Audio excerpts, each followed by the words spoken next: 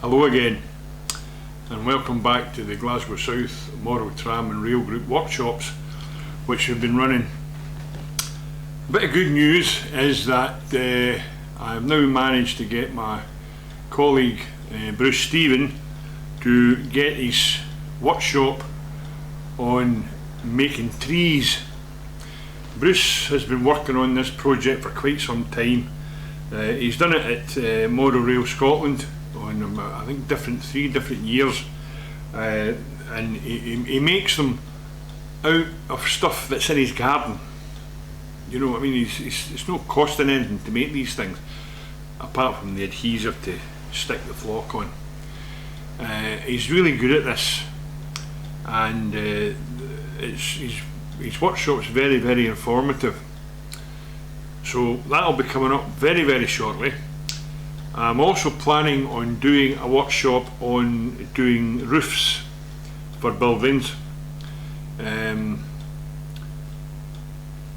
know a lot of folk have different methods of doing roofs, and I like the method of where it's not just flat, a flat piece of cardboard with slates on it.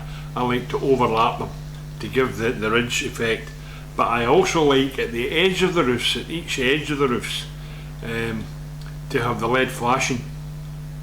And I've been looking at this for quite some time. It's something that it's not really modelled. Even in scale scene kits, the slates come right to the end of the roof, and they actually come up against the chimney breast, which they don't do in real life. They've got a gap of about a foot, and the lead flashing comes down the side of that. So I intend to work on that a wee bit, and let you see how you can make these things for yourself, make your buildings a lot more realistic when they're finished. So that's two wee workshops that we intend to do. As I say, Bruce's workshop is coming up very shortly. I'm working on putting it on the computer. It's on the computer, but my introduction has to go on it. So for now, goodbye.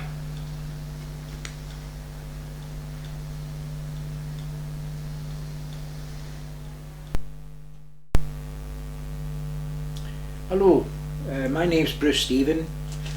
I'm the treasurer for the Glasgow South Model Tram and Rail Group. I tried to keep the costs as low as possible, so this is just going to show you something to keep the costs down. Here's something I made earlier. He said, going off camera. All this is stuff you get thrown out my garden. Hydrangea, Buddleia, a stilby, and that's a bit of Sedum. I'll describe that a bit in more detail later. First of all the stuff I've used, apart from a few things I had to buy, the stuff would actually be thrown out.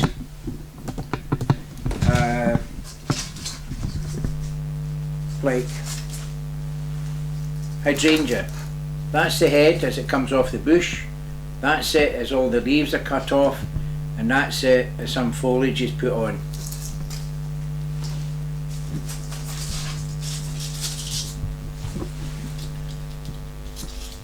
There's a stilby, some people call it spirea, Buddleia. This is something that I'm going to try, aconite, and that's another bit of hydrangea.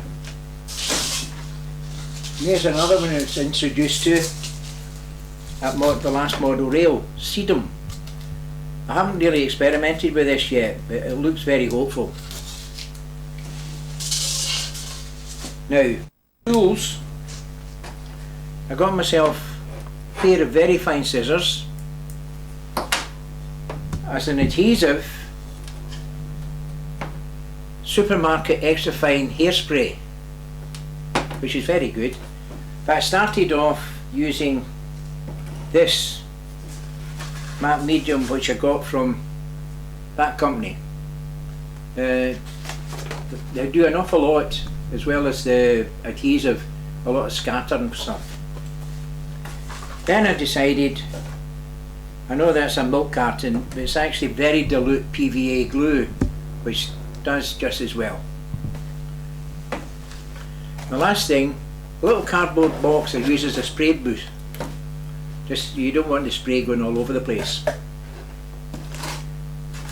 For scatter, I went to a local woodworking shop and got sawdust. But that comes in all sizes, so I had to use a very fine sieve to get it down to what I wanted.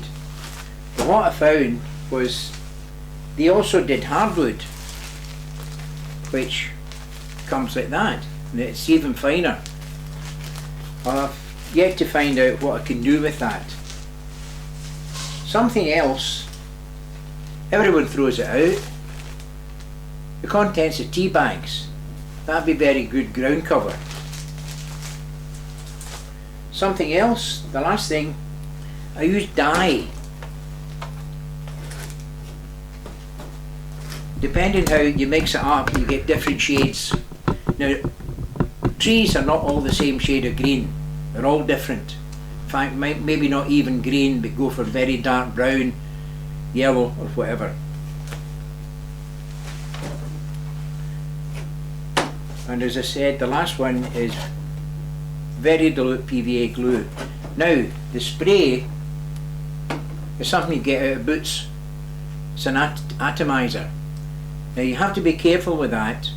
Once you've sprayed some of the adhesive on, don't leave it because it clogs up and you can't use it again. In fact, I've done it with that one. Right, there we go. Now, as I said,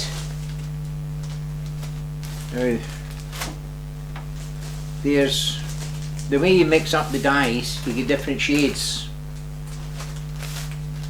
for different trees. I like that one. I haven't used it yet on a tree. And the variety is endless as well. It depends on the way you mix up the dyes, what shade you get. In fact, you could go into different colours of dyes to really spread yourself. Right. I'll keep that one out. Something else you would need, a little tray when you're putting the flock on. You don't want it spreading all over the place. Now, as I mentioned, the little scissors I've got.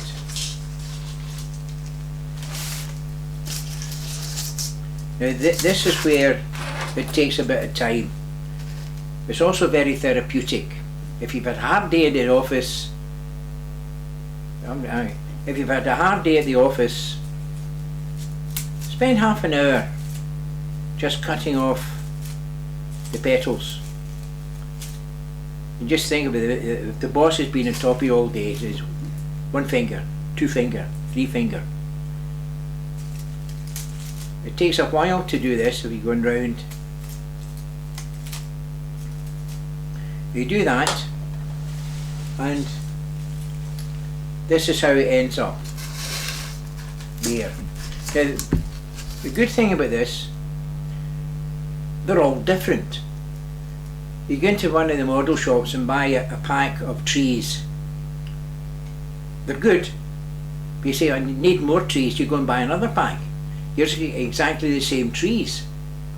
But these, none of them are the same, they're all different. Right then, let's do a little bit of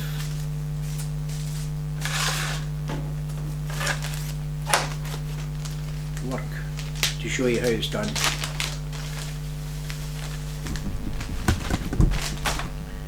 Right, we'll start off using the hairspray, and don't forget your little spray booth.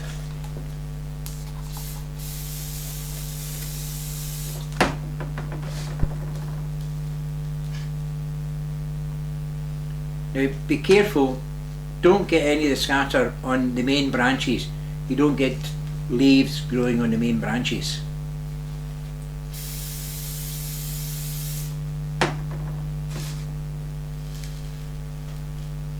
And just carry on doing that, building it up, building it up, building it up to get to the state you think is right. And for me, that's about right.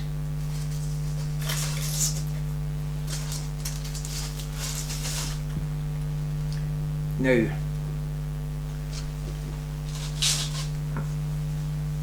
it depends how old you are. This is either Spirea or Stilby.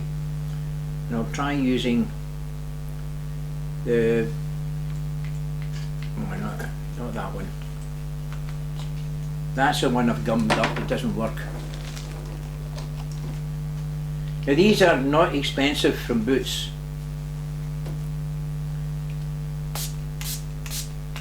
You see the spray coming out here?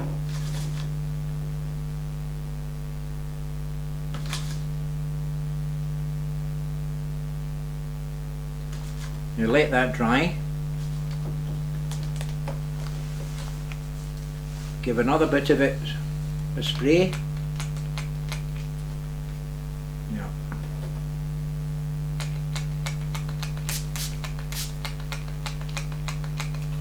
I need to go back to Boots and get another couple of atomizers. Now you see the way that's building up? It'll come up to, I'll show you one later. It'll come up very well.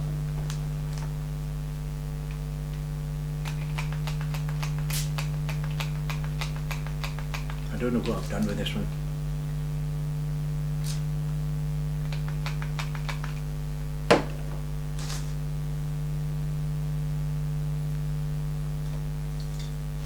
I'll use some of the, when I demonstrate this at Model Rail and say, what glue do you use? And said, extra strength hairspray from your local supermarket. And you see that's beginning to take shape as a good tree.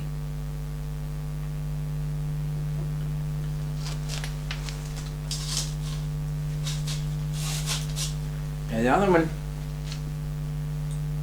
a Stilby. What you can do is actually just cut off one little bit like that, and that looks like a good sapling.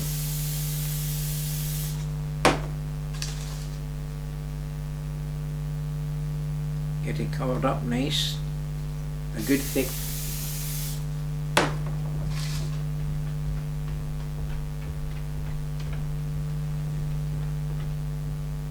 There you go. That's coming on very well. Now there's some I found in the garden. This is aconite. Now if I can do a good job in that, I hope I'll end up looking like a Lombardy poplar. Go to Italy and you see them all over the place. In fact, if you look at some of the old masters' paintings with Roman ruins or whatnot, they've always got these things sticking up. So I'm going to have an experiment with that to see what I can do. It should come up quite well.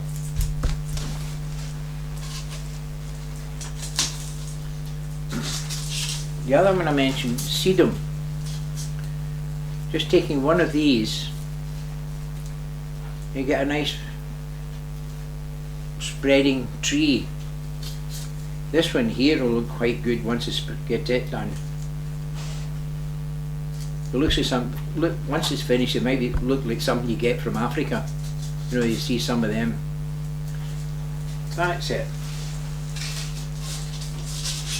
As I said with the dyes,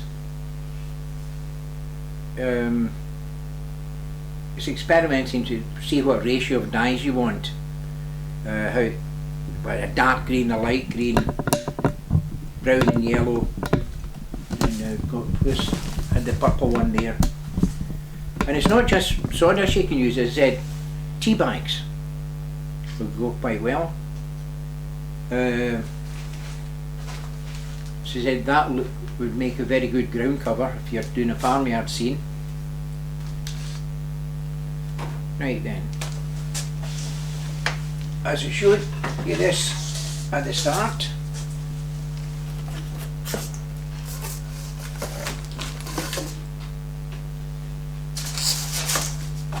I've just made up this little cameo to show what it can be like when you mix it all up together. Buddleia, Buddleia, Buddleia, Buddleia, Buddleia. This one is Spirea. That's Spirea. Hydrangea, Hydrangea, Hydrangea. And that's a little bit of Sedum. Oh no, that one had an accident. And that's a little bit of Spirea I showed you. We cut off the ground cover. This lot is actually dyed sawdust. Something I didn't tell you, you can use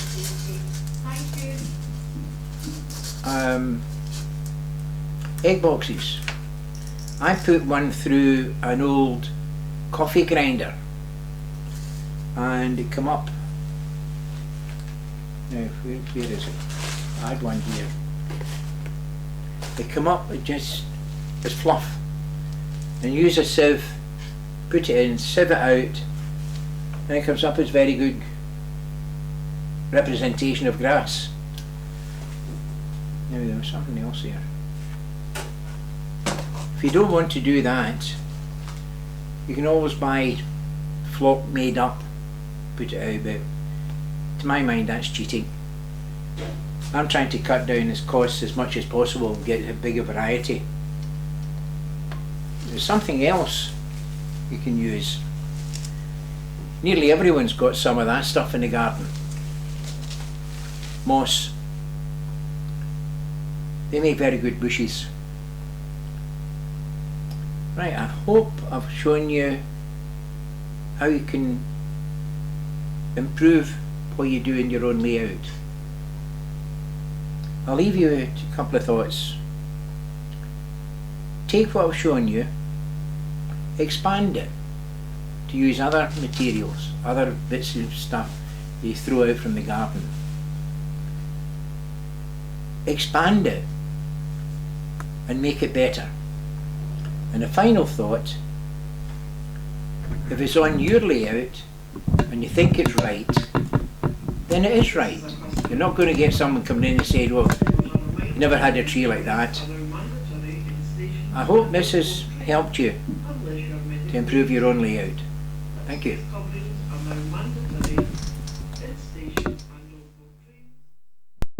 Hello. Well, I hope that workshop of Bruce on the trees benefits you all. Take my specs off.